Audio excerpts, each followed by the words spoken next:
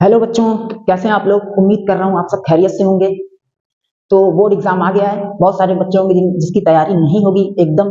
तो कोई बात नहीं, हम मेरा नाम फरहान जावेद, मैं आपकी तैयारी एकदम स्टार्टिंग से करवाऊंगा। और बिल्कुल डरना नहीं है, बोर्ड एग्जाम है, कोई बात नहीं।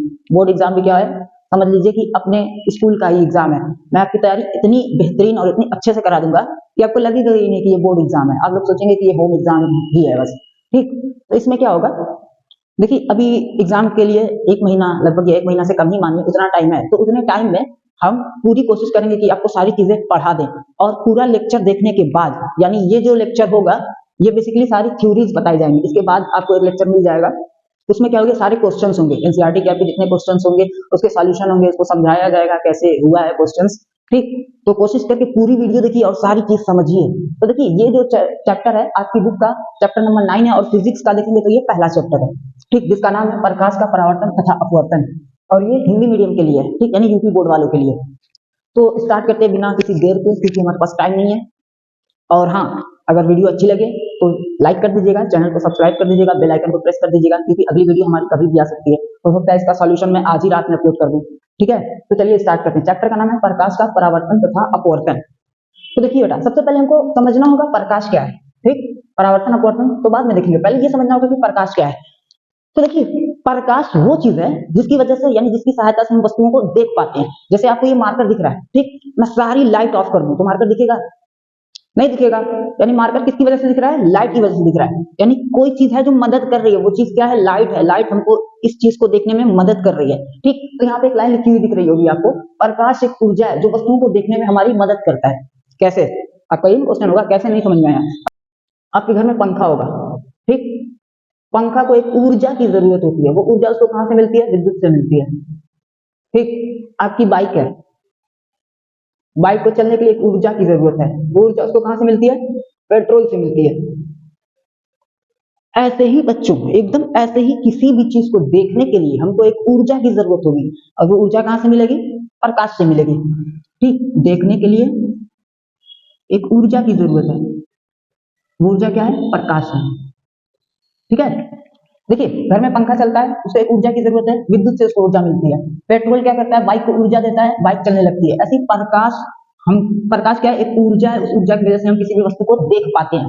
उम्मीद है आपको समझ में आ गया होगा। पहला पॉइंट यही कह रहा है कि प्रकाश एक ऊर्जा है जो वस्तुओं को देखने में हमारी मदद करता है। अब दूसरा पॉइंट देखिए, प्रकाश की चाल 3 × 10⁸ मीटर पर सेकेंड है। यानी इतनी तेज इसकी चाल है, इतनी कि आप सोच भी नहीं सकते। दुनिया में क्या, हर जगह सबसे ज्यादा स्पीड किसकी है? प्रकाश की है। ठीक, 3 × 10⁸ मीटर पर सेकेंड, यानी 3 के आगे आप 8 बार जीरो लगा दो, इतनी स्पीड होती है प्रकाश की। ठीक है, फिर प्रकाश की किरणें झुंड में चलती हैं, जिसे प्रकाश किरण पुंज कहते हैं। अब देखिए, आपने देखा होगा, कभी ऐसा नहीं होता कि एक प्रकाश की किरण है, नहीं होता है। जब भी आती है झुंड में, बीम बना के आती है। जैसे मान लो आप टॉर्च जलाओगे तो देखना क्या होगा, लाइट ऐसे निकल के जाती है ना।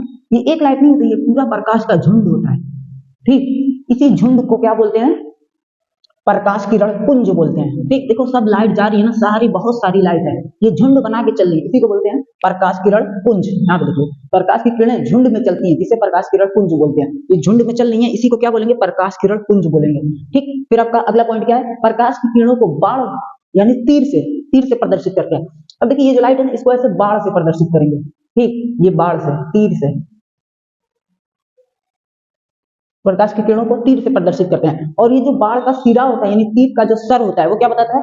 प्रकाश की दिशा बताता है। यानी ये इस दिशा में जा रही है, इस दिशा में, ये इस दिशा में, ये इस दिशा में। ऐसा क्या है? तीर प्रकाश की दिशा बता रहे हैं। ठीक, फिर प्रकाश निर्वात में भी गति कर सकता है। अब देखिए, प्रकाश तो ऐसे माध्यम में भी गति करता है और निर्वात में भी गति करता है। जैसे यहाँ हर तरफ वायु है, हवा भरी है, हवा में क्या हो रहा है? प्रकाश एक जगह से दूसरी जगह जा रहे हैं ना, वहां से यहाँ से हर तरफ से लाइट आ रही है, इसका मतलब प्रकाश यहाँ पे हर जगह हवा है, प्रकाश हवा में गति कर सकता है।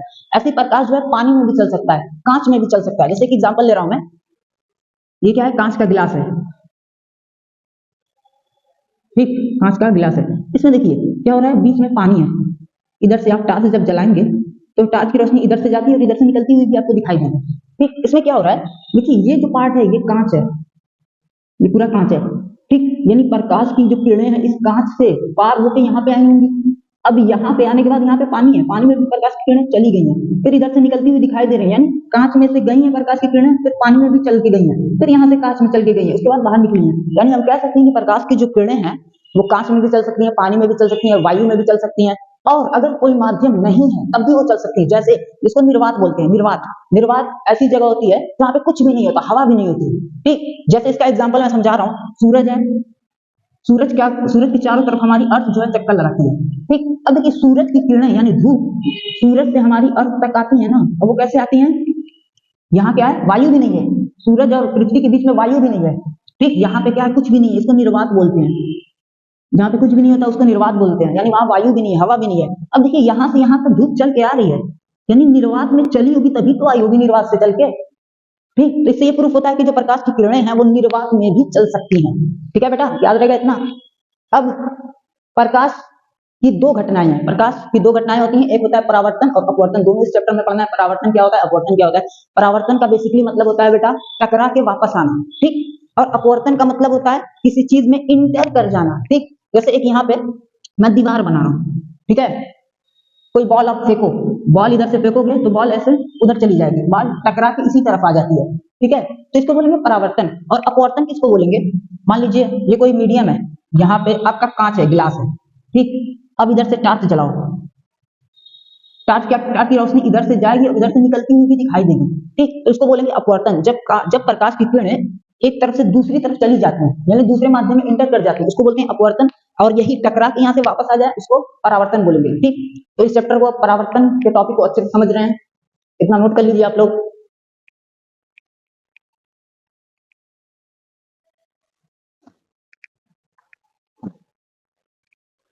हाँ तो बच्चों इसके बाद का टॉपिक है प्रकाश का परावर्तन। ये देखिए प्रकाश का परावर्तन होता क्या है।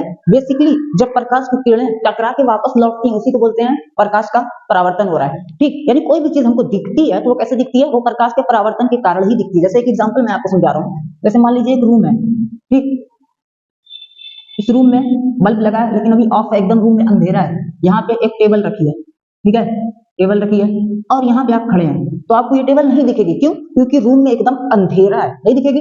ठीक है, अब जैसे ही आप बल्ब को ऑन करना, जैसे ही आप बल्ब को ऑन करोगे क्या होगा? हर तरफ रोशनी फैल जाएगी। ठीक है, तो ये सारी चीज रूम में जितनी भी चीजें होंगी हमको दिखने लगेंगी। अभी मान ले रहे रूम में कुछ नहीं है, बस एक टेबल रखा है। ठीक, तो लाइट ऑफ थी तो टेबल हमको नहीं दिख रहा था। क्यों? क्योंकि एकदम अंधेरा था। अब जैसे ही लाइट ऑन होगी तो टेबल दिखने लगेगा। कैसे दिखेगा? यहाँ से प्रकाश की किरणें टेबल पे जाएंगी, टेबल पे जाने के बाद सब टकरा के हमारी आंखों तक आएंगी। ठीक, जिसकी वजह से क्या होगा? टेबल हमको दिखने लगेगा। तो देखिए यहाँ पे क्या हो रहा है, लाइट टकरा के वापस आ रही है, इसी को बोलते हैं परावर्तन। ठीक है, जब भी प्रकाश की किरणें किसी वस्तु के पृष्ठ से टकराकर उसी माध्यम में वापस आए उसको परावर्तन बोलते हैं। जैसे देखिए यहाँ पे क्या है, हर तरफ रूम में वायु यानी हवा भरी थी, हवा से प्रकाश की किरणें चल के आई, ये वस्तु है, वस्तु के पृष्ठ से टकराकर वापस हवा में ही है। ये ऐसा नहीं है कोई माध्यम चेंज हो गया, यहाँ से टकराने के बाद पानी आ गया, नहीं, ये हवा से चल के आई थी और हवा में ही वापस लौट गई है, परावर्तित हो गई। इसी को बोलते हैं प्रकाश का परावर्तन। ठीक, जैसे यहाँ पे आपको लिखा हुआ दिख रहा होगा, प्रकाश की किरणों का किसी वस्तु के पृष्ठ से टकराकर उसी माध्यम में वापस लौटना, इसी को क्या बोलते हैं? प्रकाश का परावर्तन। जैसे देखिए यहाँ पे प्रकाश की किरणें हैं, टकराने, यहाँ पे एक वस्तु है, वस्तु से टकरा के उसी माध्यम में वापस लौट गई हैं, उसी को बोलते हैं प्रकाश का परावर्तन। ठीक है, अब प्रकाश के परावर्तन का सबसे अच्छा एग्जाम्पल आप मिरर यानी दर्पण में देख सकते हैं। दर्पण में क्या होता है, आप जैसे दर्पण है, ये एक दर्पण है, ठीक, एक दर्पण रखा है आपके सामने, आप क्या किए, इधर से टॉर्च जलाना स्टार्ट किए, टॉर्च से रोशनी जाती है, ऐसे टकरा के वापस आती है। देखें छोटे में हम लोग करते थे, टॉर्च जला के दर्पण पे इधर उधर, जैसे इस टॉर्च को ऐसे जलाते थे, टॉर्च ऐसे जाता था, वैसे ही दूसरी तरफ से निकलता भी था। इसी को बोलते हैं प्रकाश का परावर्तन। वहां पे क्या हो रहा है, दर्पण पे देखो प्रकाश की किरणें जा रही है, टकरा के वापस आती हैं, इसी को बोलते हैं प्रकाश का परावर्तन। ठीक, तो डिफिनेशन देख लीजिए, प्रकाश की किरणों का किसी वस्तु के पृष्ठ से टकराकर उसी माध्यम में वापस लौटना, ठीक, इसी को बोलते हैं प्रकाश का परावर्तन। अब देखिए यहाँ पे क्या है, एक समतल दर्पण है, ठीक, समतल दर्पण यानी घर में जो आईना यूज होता है उसको समतल दर्पण बोलते हैं। वो समतल दर्पण है, आप यहाँ से टॉर्च जलाएं, ठीक, टॉर्च जलाने के बाद यहाँ से एक लाइट आई और टकरा के वैसे ही निकल गई दूसरी तरफ। ठीक, अब देखिए इसमें टर्म्स क्या क्या होते हैं, इनको टर्म्स जानना बहुत जरूरी है क्योंकि क्वेश्चंस वगैरह टर्म्स से ही लगते हैं सारे। देखिए इस दर्पण की ओर आने वाली जो किरण है, आने वाली किरण का क्या नाम है, AO। ठीक, ये आने वाली किरण है, आने वाली किरण का नाम AO है। तो आने से होता है आपतित, आने वाली किरण को अब क्या बोलेंगे, इसमें आपतित किरण। देखिए AO है, AO को बोलते हैं आपतित किरण, आने वाली आपतित। ठीक, आने वाली किरण को आपतित किरण, ठीक है, याद रहेगा, आने वाली किरण AO है, आने वाली किरण को आपतित किरण हम बोलेंगे। ठीक है, ऐसे ही BO क्या है, अभिलंब बोलते हैं, इसको बोलते हैं आपतित किरण, आपतित किरण। ये क्या है, ये वाली लाइन, ये अभिलंब है, अभिलंब। अभिलंब का मतलब कि 90 डिग्री पे होगा। 90 डिग्री के कोण पे कोई रेखा जब बनाएंगे उसको लंब बोलते हैं। ठीक है, जैसे एक लाइन में बनाऊं यहाँ पे, ठीक, अब 90 डिग्री के एंगल पे एक और यहाँ पे एक लंब डाल दूं तो यही क्या हो जाएगा, अभिलंब होगा। ऐसे देखिए ये क्या है, एक लाइन है, ठीक, इस लाइन पे 90 डिग्री पे ये देखिए एंगल जो होता है ये 90 डिग्री का होता है, ठीक, इसी को अभिलंब बोलते हैं। यानी एकदम बीचों बीच में होगा ये, इसके बीच में आपतित किरण और परावर्तित किरण दोनों के बीच में जब एक लाइन एकदम सीधी 90 डिग्री पे खींच देंगे तो उसको अभिलंब बोलते हैं। ठीक है, अब देखिए अभिलंब का नाम क्या है, BO, BO अभिलंब है, ठीक, यानी 90 डिग्री पे ये होगा। ऐसे ही जो जाने परावर्तन के पश्चात जो जाने वाली किरण होती है, जाने वाली किरण का क्या नाम है, CO, इसको बोलेंगे परावर्तित किरण। ठीक है, और O जो बिंदु है ये O, इसको बोलते हैं, इसका नाम O है, इसको आपतन बिंदु बोलते हैं। यानी जिसपे आपतित होती है किरणें उसको आपतन बिंदु बोलते हैं। ठीक, याद रहेगा, एक बार फिर से रिवाइज करवा दे रहा हूँ। AO आने वाली किरण, इसको आपतित किरण, BO 90 डिग्री पे लंब है, और CO क्या है, परावर्तित किरण है। ठीक, और O बिंदु को आपतन बिंदु बोलते हैं। याद रहेगा, देख लीजिएगा बेटा, बहुत ध्यान से पढ़ना क्योंकि एग्जाम बहुत करीब है। अगर अब हम नहीं पढ़े तो समझ लीजिए कुछ नहीं हो पाएगा हमारा, इसलिए अच्छे से चिपका के पढ़िए। ठीक, और वीडियो को पूरा देखिए, आराम आराम से देखिए। अगर स्पीड तेज लगे तो आप स्लो भी कर सकते हैं, क्योंकि मेरी स्पीड थोड़ा तेज ही रहेगी, जल्दी हमको कवर करना है ना, तो नोट कर लीजिए।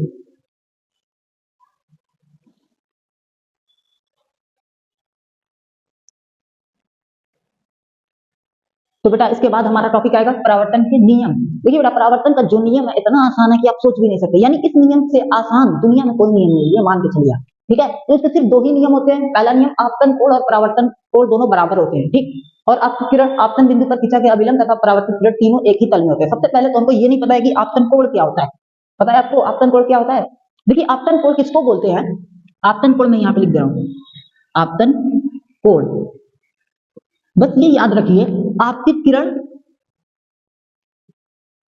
आपतित किरण और अभिलंब के बीच,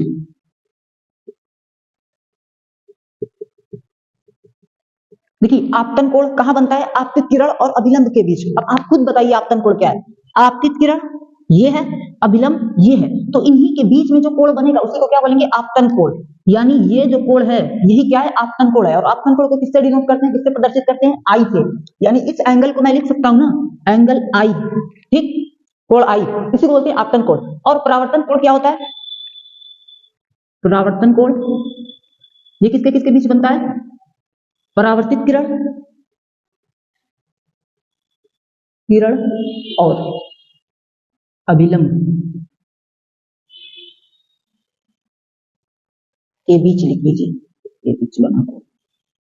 देखिए परावर्तन कोण कब बनता है, परावर्तित किरण और अभिलंब के बीच। परावर्तित किरण ये है हमारी और अभिलंब ये है, यानी इन दोनों के बीच बना कोण जो होगा वो क्या होगा, परावर्तन कोण होगा। यहां से यहां तक क्या है, परावर्तन कोण है, इसको R से डिनोट करते हैं। देखिए यहाँ पे परावर्तन कोण R लिखा है, तो ये क्या हो जाएगा, एंगल R हो जाएगा। अब पहला नियम यही कहता है हमारा परावर्तन का पहला नियम कि आपतन कोण परावर्तन कोण के बराबर होगा। ठीक है, यानी ये वाला कोण I और ये वाला कोण R दोनों क्या होंगे, आपस में बराबर होंगे। अब देखिए क्या होता है, हम जब मिरर में लाइट डालते हैं, मान लीजिए ये हमारे कांच है, ठीक, इधर से मैं टॉर्च जलाऊंगा तो जैसे ही टॉर्च जलाऊंगा उधर से ऐसे लाइट निकलेगी। ठीक, ऐसे लाइट निकलेगी, ऐसे जाएगी और इधर से निकल जाएगी। अब देखिए ये क्या है, बीच में अगर लाइन खींच दूं तो इधर का हिस्सा आपतन कोण, उधर का परावर्तन कोण। ठीक है, अब जैसे ही मैं इसको ऐसे थोड़ा सा इधर करूंगा उधर से भी लाइट थोड़ा सा झुक जाएगी, इधर से जैसे बढ़ाऊंगा उधर से भी लाइट ऐसे आएगी। ठीक, तो इसी को क्या बोलते हैं, आपतन कोण परावर्तन कोण के बराबर है। और हाँ, एकदम सीधा जब लाइट टॉर्च मिरर पे जलाएंगे दर्पण पे तो देखना लाइट ऐसे जाती है और ऐसे ही चली जाती है। क्यों, क्योंकि ऐसे जब लाइट गई है तो 90 डिग्री पे एकदम सीधी जाती है, तो आपतन कोण 90 डिग्री हो गया। अब परावर्तन कोण भी क्या होगा, 90 डिग्री होगा। क्यों, क्योंकि नियम है वो, जो लाइट वापस भी ऐसे ही सीधे आ जाएगी। इसी को क्या बोलते हैं, आपतन कोण बराबर परावर्तन कोण। ठीक, बस इतना याद रखना है आपको कि जिस एंगल पे कोई प्रकाश की किरणें किसी वस्तु से टकराएंगी उसी एंगल से वापस भी जाएंगी। ठीक, इसी को पहला नियम बोलते हैं।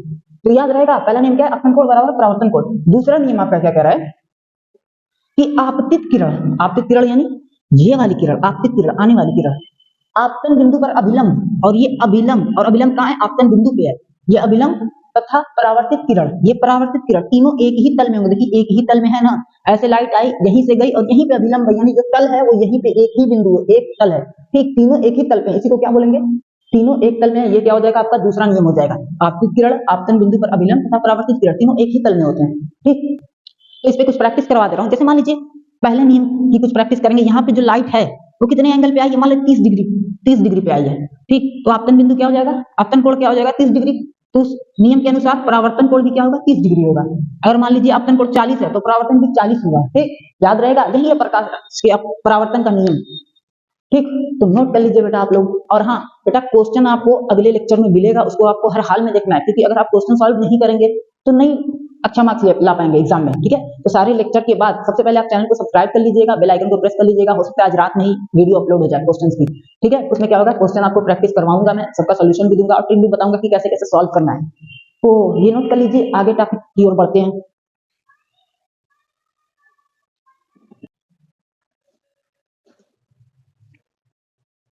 तो बच्चों अगला टॉपिक है हमारा समतल दर्पण।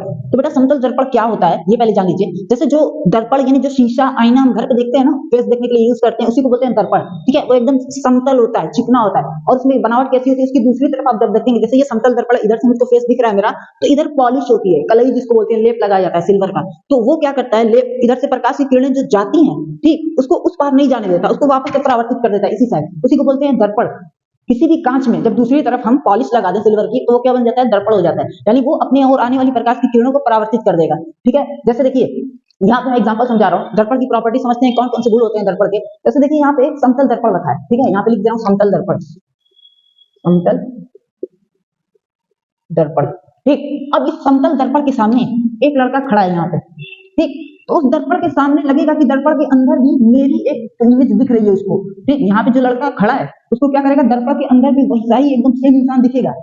ठीक है, तो सबसे पहले इधर जो हकीकत में यानी सचमुच वाला लड़का होता है उसको वस्तु बोलेंगे, वस्तु। ठीक, और जो दर्पण के अंदर उसकी इमेज दिख रही है उसको प्रतिबिंब बोलेंगे, प्रतिबिंब। ठीक है, अब देखिए क्या क्यों ऐसा होता है, दर्पण की ओर जो सबसे सीधी लाइट गई है, ये देखिए टकराने के बाद वापस आ गई है, क्यों, क्योंकि दर्पण है, पॉलिश लगी, ये लाइट अंदर नहीं जाने देगा। ठीक है, अगर इसी लाइट को मैं पकड़ के खींचूं, बढ़ा दूं, ठीक है, अंदर की ओर खींच के बढ़ाया गया है। ठीक, ये देखिए लाइट क्या हुई थी, 90 डिग्री पे गई, 90 डिग्री पे वापस आ गई। ठीक, और दूसरी लाइट एक गई है कहां पे, ये किसी कोण पे गई, अब जिस कोण पे गई है ये उसी कोण से ये वापस हो गई है। इस वाली लाइट को भी अगर मैं पीछे बढ़ा के खींचूं तो ये दोनों यहाँ पे मिलेंगे, और जहां पे परावर्तन के पश्चात जहां पे प्रकाश की किरणें मिलती हैं उसी बिंदु को बोलते हैं प्रतिबिंब। ठीक है, जैसे देखिए यहाँ पे परावर्तन हुआ है, इसको मैं खींच के बढ़ाया हूँ आगे, इसका परावर्तन हुआ है, इसको खींच के बढ़ाया हूँ आगे, अब दोनों लाइन यहाँ पे मिल गई हैं, तो इस पे मिल रही है, ये क्या हो जाएगा, प्रतिबिंब हो जाएगा। ठीक, यानी इस वस्तु का प्रतिबिंब यहाँ पे बना। अब देखिए इसकी प्रॉपर्टी क्या क्या होती है, ये जो दर्पण के दूसरी तरफ यानी इस साइड राइट साइड जब भी प्रतिबिंब बनेगा तो हम क्या कहेंगे कि प्रतिबिंब आभासी है। ठीक, आभासी, दर्पण के पीछे बन रहा है प्रतिबिंब, इसी को बोलते हैं आभासी। ठीक है, और सीधा भी बन रहा है, देखिए लड़का सीधा खड़ा था दर्पण में, आप देखेंगे तो आप भी सीधे ही रहते हैं, ऐसे नहीं कि उल्टे हो जाते हैं। ठीक, तो सीधा प्रतिबिंब समतल दर्पण में बनता है। और दूसरी चीज, दर्पण से वस्तु और प्रतिबिंब की दूरी समान होती है। जैसे दर्पण से मैं पूछूं इस वस्तु की दूरी कितनी है, तो देखिए जितनी दूरी इसकी है उतनी ही दूरी इसके प्रतिबिंब की भी है। ठीक, जितने अब देखिए ये क्या होगा, ये पीछे जाएगा तो इसका प्रतिबिंब भी पीछे जाएगा, ये आगे जाएगा तो इसका प्रतिबिंब भी आगे आएगा। ठीक है, तो ये इसका नियम है समतल दर्पण का कि जितनी दूरी पे वस्तु है प्रतिबिंब भी उतनी ही दूरी पे बनेगा, हम पीछे जाएंगे तो प्रतिबिंब भी पीछे जाएगा, हम आगे आएंगे तो प्रतिबिंब भी आगे आएगा। ठीक, तो ये प्रॉपर्टी है। और दूसरा, इसके बाद वस्तु के समान आकार का प्रतिबिंब बनता है। अब देखिए बेटा इस लड़के की जो साइज है, ठीक, वही क्या है, इसके प्रतिबिंब की भी है। ठीक है, तो इसी को बोलते हैं समान आकार का प्रतिबिंब बना है। और पार्श्व परिवर्तित, इसको आपको समझना होगा, पार्श्व परिवर्तित क्या होता है। जैसे मान लीजिए पार्श्व परिवर्तित का मतलब ऐसे है तो वो चीज उल्टा ऐसे हो जाएगी। ठीक है, जैसे मान लीजिए दर्पण है, दर्पण में मैं क्या कहूँ, ऐसे अपना हाथ रखूं तो उधर से भी मेरी इमेज मुझको ऐसे हाथ देगी, दोनों हाथ मिल जाएगा। ठीक, अब आप खुद सोचिए, आप इधर से किसी को हाथ देंगे तो दूसरी तरफ आपका फ्रेंड है, ये आपका राइट हैंड है, तो उसका वो वाला हैंड क्या होगा, लेफ्ट हैंड होगा, तभी ये मिलता है। ठीक, अगर उसका भी राइट हैंड होगा तो वो मिलेगा ही नहीं, कुछ ऐसा आएगा। ठीक है, कुछ ऐसा आएगा। तो ऐसे मैं हाथ रख रहा हूं दर्पण पे तो उधर से भी लेफ्ट वाला मेरा हाथ ऐसे मिलता है, इसी को बोलते हैं पार्श्व परिवर्तित, यानी ऐसी चीज ऐसे उल्टे आती है। ठीक, तो समतल दर्पण की ये प्रॉपर्टी होती है कि पार्श्व परिवर्तित पृष्ठ बनता है, अरे प्रतिबिंब बनता है। तो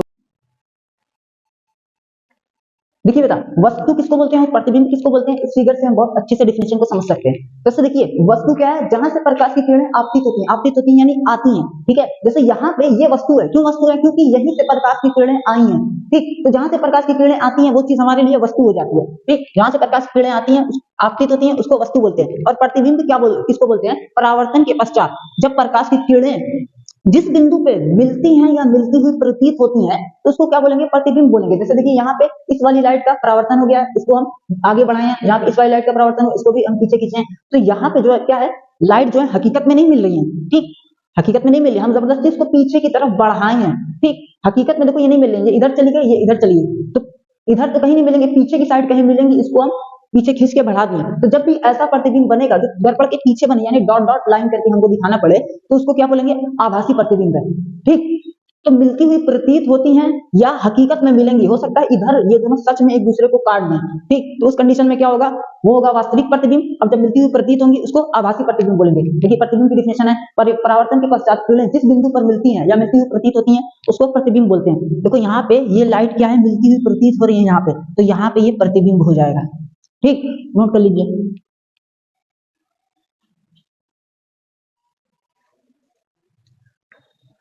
तो बेटा समतल दर्पण के बाद आएगा हमारा गोलीय दर्पण। अब देखिए गोलीय दर्पण क्या होता है? ऐसी सरफेस जिसकी जो पृष्ठ होगा वो गोल होगा और एक तरफ उसके पॉलिश होगी, दूसरी तरफ प्रकाश की किरणें आएंगी और उनका परावर्तन होगा। ठीक है, तो गोलीय दर्पण दो तरीके के होते हैं, एक होता है हमारा अवतल दर्पण, दूसरा हमारा होता है उत्तल दर्पण। तो अवतल दर्पण किसको बोलते हैं? जब किसी गोल सरफेस पे, ये गोल सरफेस है, इसके उभरे हुए भाग पे पॉलिश कर दूं मैं। ठीक, जैसे देखिए उभरे हुए भाग पे पॉलिश है और प्रकाश की किरणों का परावर्तन गहरे भाग से हो, ठीक, तो उसको क्या बोलेंगे? अवतल दर्पण बोलेंगे। जैसे लिखा है इसमें उभरे हुए भाग पर पॉलिश होती है, ये उभरा हुआ भाग है, इधर पॉलिश है, तथा गहरे भाग से प्रकाश का परावर्तन हो रहा है, ये गहरा भाग है, इधर से प्रकाश का परावर्तन हो रहा है। यहाँ पे लाइट रे ऐसे आई है और इधर निकल गई है, जो है लाइट ऐसे आई है और इधर निकल गई। देखिए ऐसे आई ऐसे चली गई, ये वाली ऐसे आई ऐसे चली गई, ये गहरे भाग से परावर्तन हो रहा है। तो जब भी गहरे भाग से परावर्तन होगा, उभरे हुए भाग पे पॉलिश होगी, तो उसको अवतल दर्पण बोलेंगे। और इसी का एकदम अपोजिट क्या है? उत्तल दर्पण है। उत्तल दर्पण में क्या होता है? गहरे भाग पर पॉलिश होती है। देखिए गहरा हुआ भाग ये, इस पे पॉलिश हो रही है, तथा उभरे हुए भाग से परावर्तन हो रहा है। ये देखिए उभरा हुआ भाग है, इधर से सब परावर्तन हो रहा है। ठीक, ये एकदम जस्ट उसका अवतल दर्पण का उल्टा होता है। इसमें गहरे भाग से परावर्तन होता है, उभरे भाग में पॉलिश होती है। इसमें उभरे हुए भाग से परावर्तन होता है, गहरे भाग में पॉलिश होती है। तो नोट कर लीजिए। अब इसमें आएगा हमारा कि फोकस क्या होता है, वक्रता त्रिज्या क्या होती है, ध्रुव क्या होता है। ठीक, तो वो सब पढ़ेंगे, पहले इसको नोट कर लीजिए।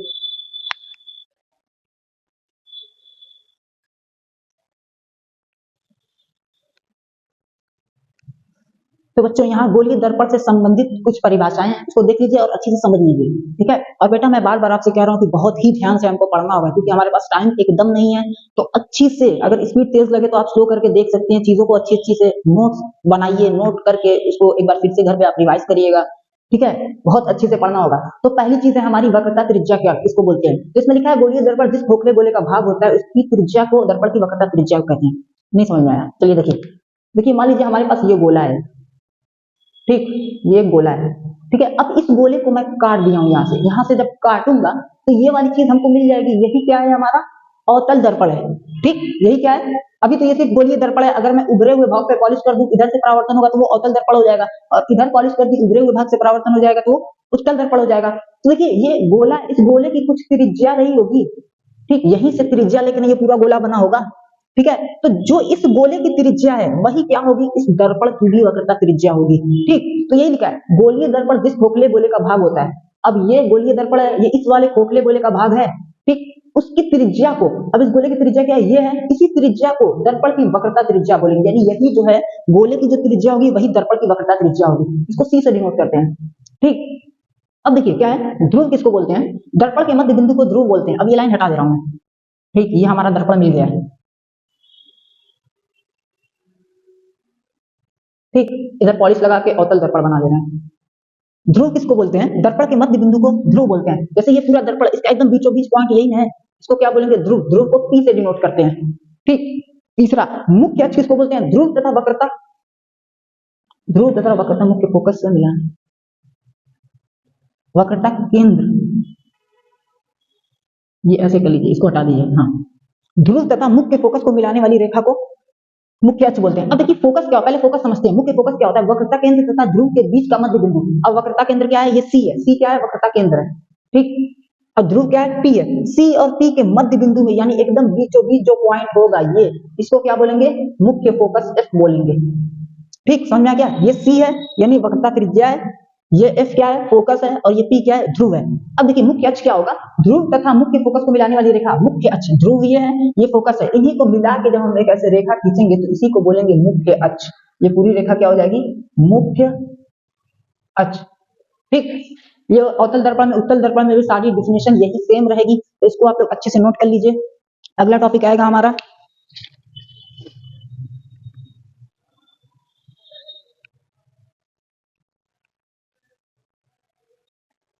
तो बच्चों अब हमको पढ़ना है किरण आरेख बनाने के नियम। ठीक है, तो देखिए बेटा बेसिकली दो नियम होते हैं। नियम तो और भी होते हैं, 2-3 होते हैं, लेकिन हम 2 नियम से ही क्या करेंगे, किरण आरेख आराम से बना लेंगे। तो वही 2 नियम मैं लिखा हूं जो सबसे आसान वाला है। पहला नियम क्या कह रहा है, मुख्य अक्ष के समांतर आने वाली प्रकाश की किरणें परावर्तन के पश्चात मुख्य फोकस से जाती हैं। अब देखिए जैसे एक मैं दर्पण बना रहा हूँ, अवतल दर्पण, ठीक, यहाँ पे मुख्य अक्ष ये ध्रुव होता है, यहाँ पे फोकस होता है और ये सी होता है। तो पहला नियम कह रहा है मुख्य अक्ष के समांतर आने वाली प्रकाश की किरणें, ये मुख्य अक्ष है, इसके समांतर ही एक किरण लेके आएंगे, समांतर आई, ये नहीं बन रही है, तो देखिए मुख्य अक्ष के समांतर आई और परावर्तन के पश्चात कहाँ जाएगी, परावर्तन के पश्चात मुख्य फोकस से जाएंगी, ठीक, यानी ये ऐसे चली जाएगी, ठीक, ये पहला नियम है। मुख्य अक्ष के समांतर आने वाली प्रकाश की किरणें, ये मुख्य अक्ष है, इसके समांतर आई प्रकाश की किरण और परावर्तन के पश्चात फोकस से चली गई, ये पहला नियम है। दूसरा नियम क्या है, वक्रता केंद्र से चलने वाली प्रकाश की किरणें परावर्तन के पश्चात वक्रता केंद्र की ही ओर वापस लौट जाती हैं।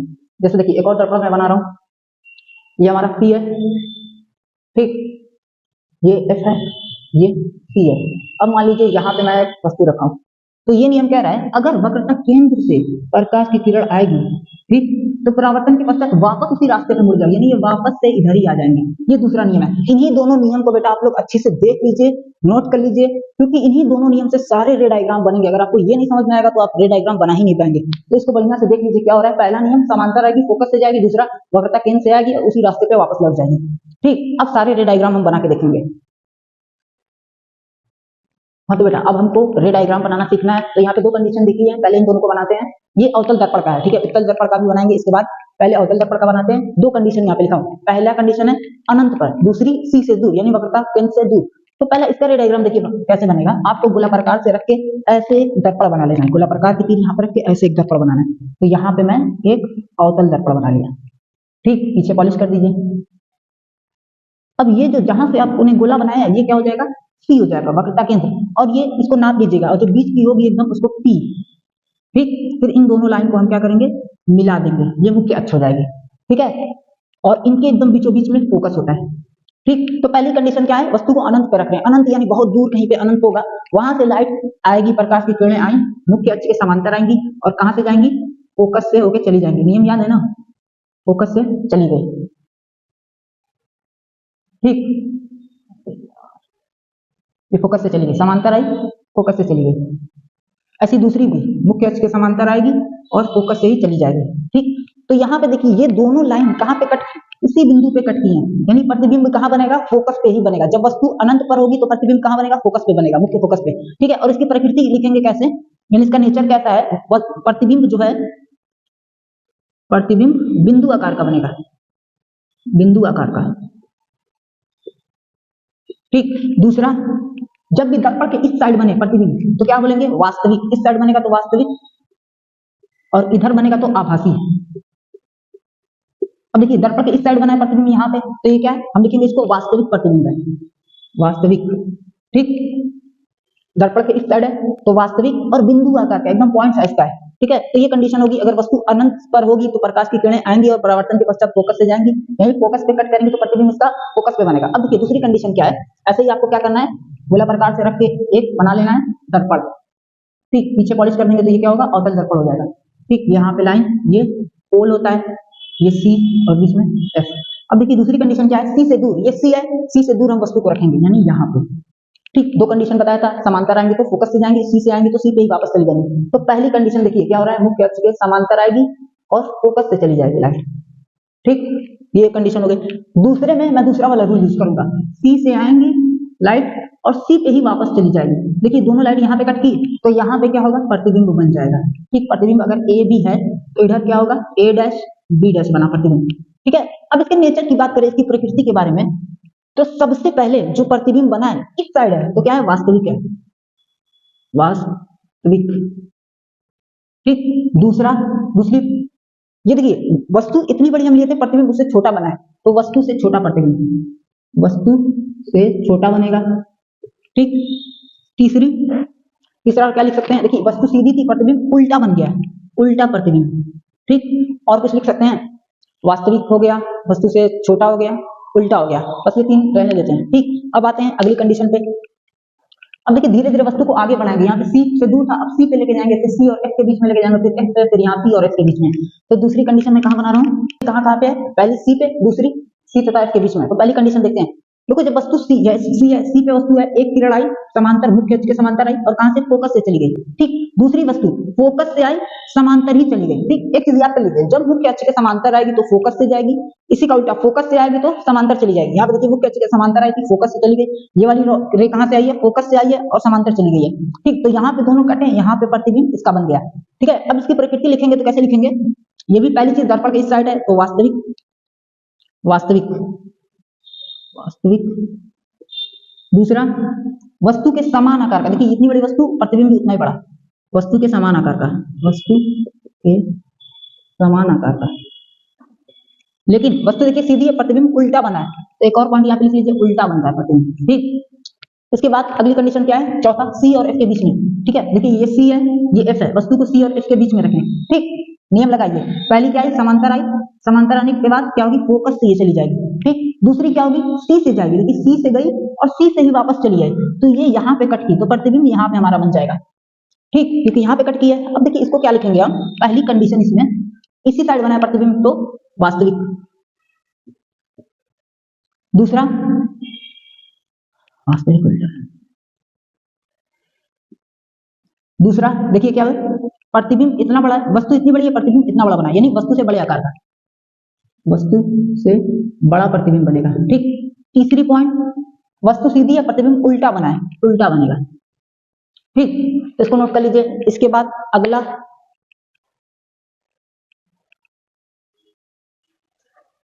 देखिए बेटा अगली पोजीशन क्या है, वस्तु को F पर रखेंगे और उसके बाद लास्ट वाली F तथा P के बीच में रखेंगे। देखिए जब वस्तु को F पर रखेंगे, ये क्या है, हमारा F है, ठीक है। वस्तु फोकस पे रखी है ना, फिगर कुछ सही नहीं बना है, मैं छोटी छोटी वीडियो बना के शॉर्ट्स में डाल दूंगा, रे डायग्राम कॉपी पेन पे बना के दिखाऊंगा, आप लोग उसमें शायद शॉर्ट्स में जब अपलोड करूंगा तो उसमें देख लीजिएगा। फिलहाल अभी समझिए, देखिए क्या है, F पे है वस्तु, तो पहला नियम क्या कहता है, समांतर आएगी और फोकस से ही चली जाएगी, तो समांतर आई, फोकस से चली गई। दूसरा क्या कह रहा है कि C से आएगी, जिस रास्ते पे आएगी उसी रास्ते पे वापस। अब देखिए जब वस्तु फोकस पे होगी तो प्रकाश की किरणें कहीं मिल नहीं रही है, एकदम सीधी समांतर ऐसी जाके चली जाएंगी, ये अनंत तक जाएंगे, ठीक है, कहीं नहीं मिलेंगे। तो इस कंडीशन में हम क्या लिखेंगे, वस्तु जो बनेगी, वस्तु की स्थिति कहाँ होगी, अनंत पे, अनंत पर बनेगी। दूसरा देखिए दर्पण के इसी साइड बनेगी तो वास्तविक, वास्तविक, ठीक।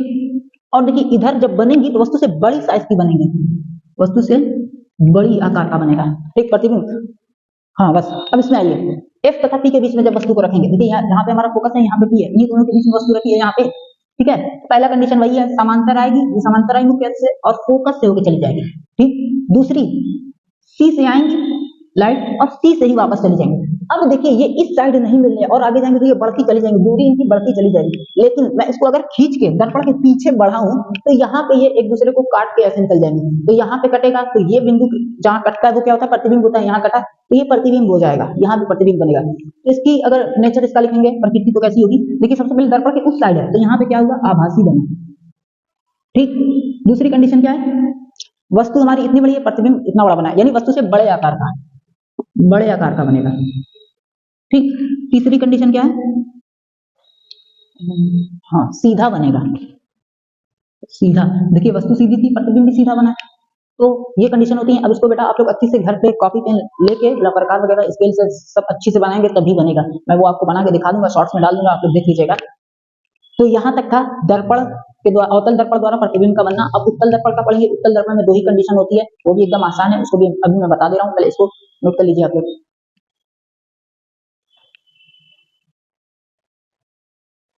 देखिए बेटा इसके बाद उत्तल दर्पण में प्रतिबिंब बनाने की दो ही विधियां हैं, दो विधियां कह रहा हूँ, दो ही पोजीशन है, दो स्थितियां हैं। पहली तो वस्तु को अनंत पे रखेंगे, ये जो प्रतिबिंब बनता है ये अनंत पे है वस्तु, और दूसरी अनंत तथा दर्पण के बीच, ठीक। तो देखिए जब अनंत पे वस्तु होगी तो सारी प्रकाश की किरणें क्या होती है, समांतर आती हैं। देखिए ये वाली प्रकाश की किरण आई और कहां से जाएगी, फोकस से लगेगा कि जा रही है, यहाँ ऐसे मुड़ जाएगी, जब पीछे बढ़ाएंगे तो वो फोकस से जाएगी, ठीक। ऐसे ये वाली भी समांतर आई और ऐसे मुड़ गई। अब इसको जब पीछे बढ़ाएंगे तो देखेंगे ये फोकस पे कहीं मिल रही है दोनों, तो यहाँ पे क्या हो जाएगा, वस्तु का प्रतिबिंब हो जाएगा। अब देखिए प्रतिबिंब किस साइज का बना है, बिंदु आकार का बना है, तो पहली कंडीशन में लिख लेंगे बिंदु आकार का प्रतिबिंब बनेगा, बिंदु आकार का।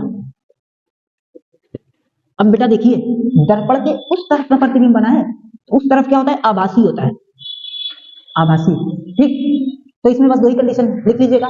और अनंत तथा दर्पण के बीच जब होगी, यहाँ पे मान लीजिए कहीं दूर अनंत होगा, ये दर्पण है, दर्पण के बीच में हम वस्तु को रख दिए। अब देखिए वही कंडीशन है, जो समांतर आएगी वो कहाँ से जाएगी, फोकस से जाएगी। देखिए इधर ऐसे चली गई, लेकिन पीछे मिलाएंगे तो लगेगा फोकस से जा रही है।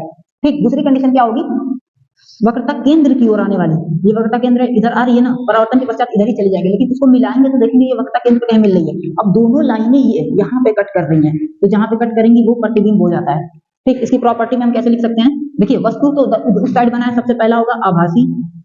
ठीक, दूसरा आभासी है, वस्तु इतनी बड़ी है, प्रतिबिंब इतना बड़ा है, वस्तु से छोटा बनेगा।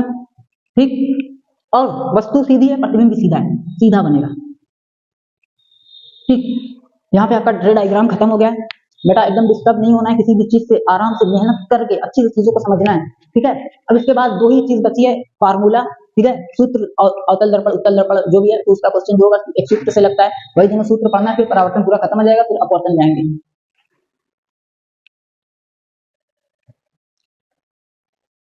तो बेटा इस चैप्टर में हमको दो फार्मूले मिलेंगे, पहला 1/f = 1/v + 1/u, तो यू कर लीजिए।